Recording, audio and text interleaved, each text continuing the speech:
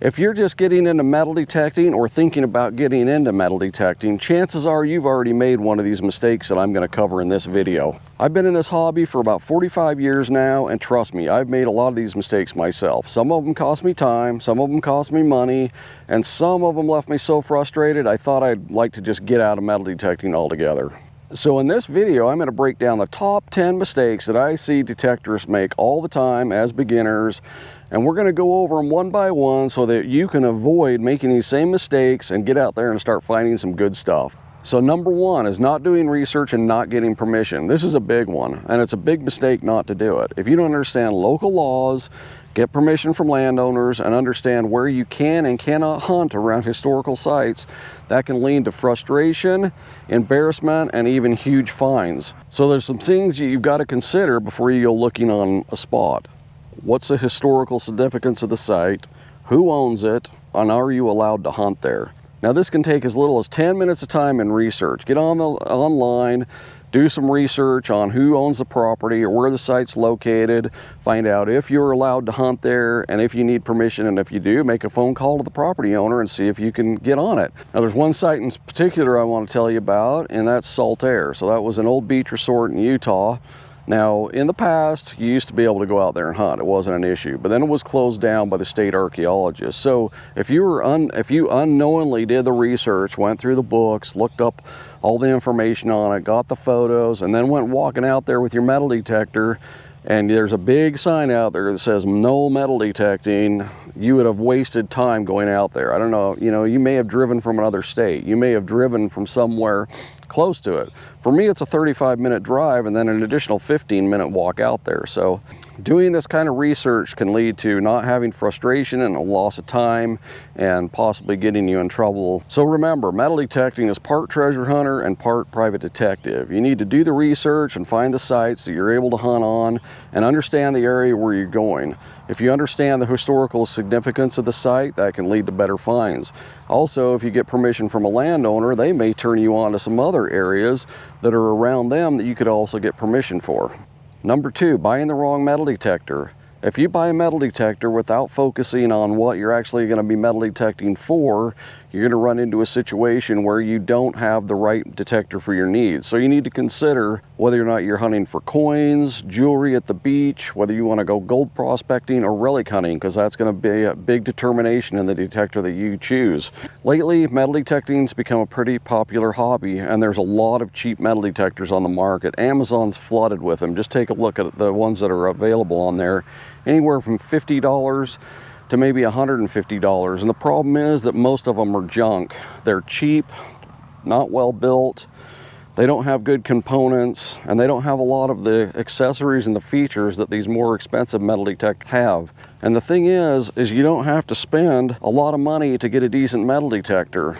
A good metal detector for a starter starts at about $300 and goes up from there. You can get something that will work in the area that you want. Unless you're specifically going after gold prospecting, then you might need to spend like double that. So take, for instance, this comparison that I'm going to do in the yard here. So right there's a 6-inch dime. We got the sensitivity all the way up. And I know you're going to say this is a smaller coil than the coil that I'm going to use next, but a lot of these cheap detectors do not have coil options, so whatever you buy with it is what you get. Here's the same 6-inch dime.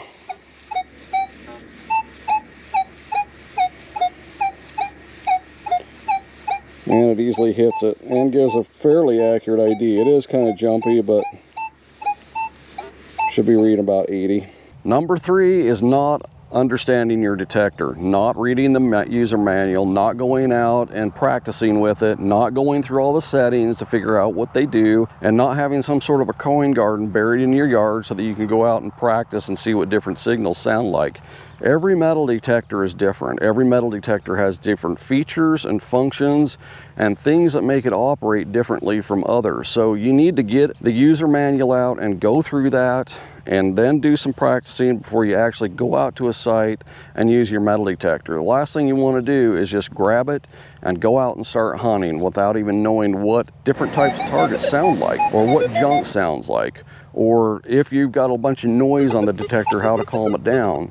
So the fix for that is Do the research by practicing in your yard and getting the user manual out and understanding your metal detector inside and out. Number 4 is closely related to number 3, and that's not properly setting your metal detector up correctly. So things like ground balance, sensitivity settings, noise canceling. So noise canceling is from electrical interference where the machine gets chattery. If you don't set your machine up properly, there's a chance that you're going to miss things out in the field. You'll have a machine that's unstable, runs unstable, and is noisy, and you can't distinguish a target from a good find. So we're going to go over that right now. So in the corner of this park over here, there's a lot of EMI, that's electrical interference, and you can calm that down with a number of settings on your metal detector, and then we're also going to ground balance it as well. Let's go over there, we'll do that right now. All right, so see how unstable this metal detector is? I can't hunt like this. So many false signals and stuff. So first thing you're going to want to do is ground balance. Make sure that the machine is set up for the ground, and the way you do that is go to ground balance and then pump the coil over the ground. And you can see that it's way out of balance, but we still got a really noisy machine. So the next thing we can do is do a noise cancel. This scans the area for electrical interference and goes to the quietest channel. But in this case, it's still not quiet. So the next thing that we're going to try is reducing our sensitivity. So it's clear up at 25. And we can reduce it down to 20, and now it's huntable.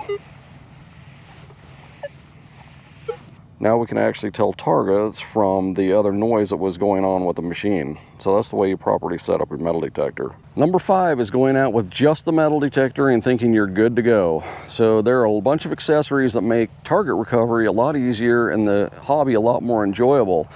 We're going to go over a few of those right now. Some other accessories that are nice to have in addition to the metal detector you choose are things like a digging tool, which can be as simple as a hand trowel, or if you've got an environment where you can be a little more aggressive, you get something like a shovel or a sand scoop if you're at the beach or if you're out hunting relics somewhere.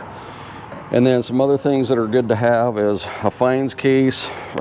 This has compartments in it that you can put your fines that are easily damaged, put your coins in here so that you can clean them up later.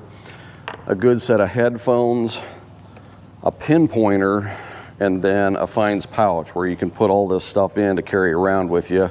And you can also, put like a bottle of water in here if you're far from the car.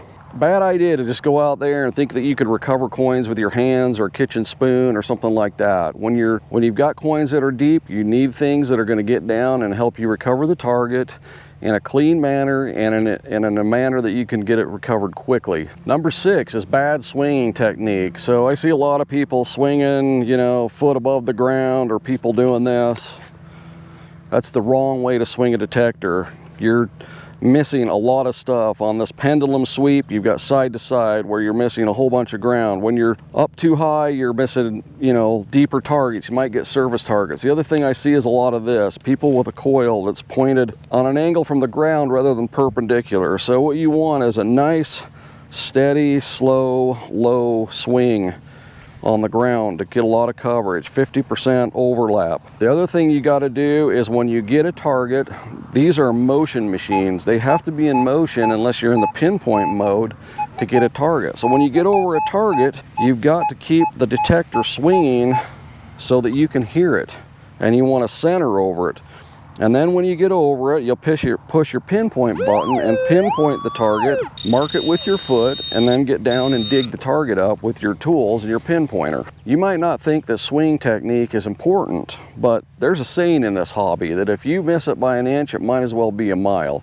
If you've got a big zigzag pattern with no overlap, you doing a pendulum swing, you got your coil way above the ground, you could easily miss a nice coin or a relic that could be worth a lot of money. And that's all because you didn't have a good swing technique. Number 7 is poor digging habits. So this can lead to open holes, messy holes, ground that is shredded, grass that's shredded, poor target recovery that can lead to damage to the item. So a proper way to dig a hole is, okay, the first thing about recovery is, my first suggestion is do not metal detect in the middle of the summer when the grass is dry. You either want to do it before winter when the grass is going to go into hibernation, or you want to do it in the spring when the ground's nice and wet. So proper way to recover a coin is first have good pinpointing skills.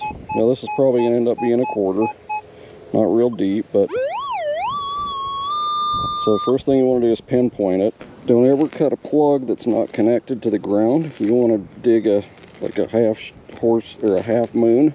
Now it's even better if you can just put a slit in the ground and recover the coin or the object through the slit, but if you can't, do one of these half moon things, fold the ground back so you can pinpoint where the item is. So this one's actually in the plug.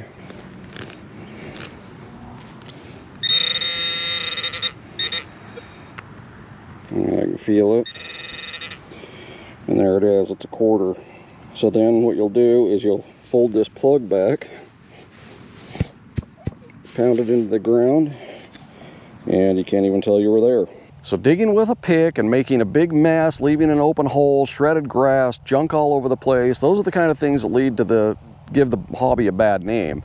It's one open hole or one messy target recovery that can lead to a park being closed down or other areas being closed down because detectorists don't fill their holes. So be sure that you practice good etiquette, be good to the environment, be respectful to the landowners, and it'll lead to us having access to places in the future. Number 8 is unrealistic expectations.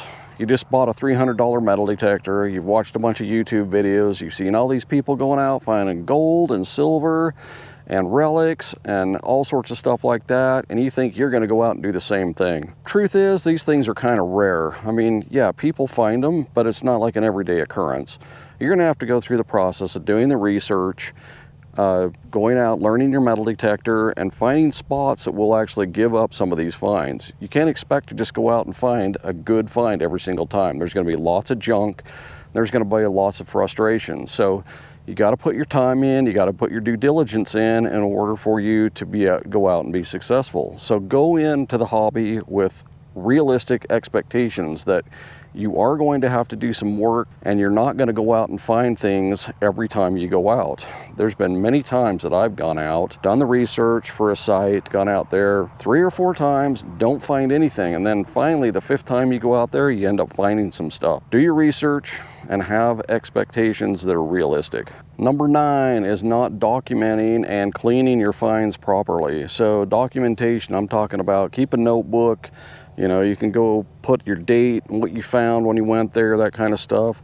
Those sort of things are helpful when you go back and look at the places you went and the stuff that you found to see if that's something you want to go back to. And then the other thing is, get some sort of a GPS app that you can actually mark your finds on, where you found them, what it was, the date, all that kind of stuff. That stuff is very useful. I've gone back to fields prior to me doing this kind of stuff where it's like, I think I found it over there, but then when you try to go look for the spot, you really don't know where you found it. So having that kind of documentation is good. GPS and written documentation. And then when it comes to cleaning finds, especially with like coins or relics that you don't know anything about. So when you first dig up a coin, you shouldn't just rub it. You should put it in your case and be careful with it until you know what you have. You might have a $4,000 coin that if you put scratches across the face, you just devalued it. So proper thing to do is get it out, don't rub it, go home, clean it in your sink, soapy water, and a toothbrush. That's it. And sometimes not even soap. And then the other thing is a lot of times you'll dig up junk and you don't know what you got. Take a look at this picture.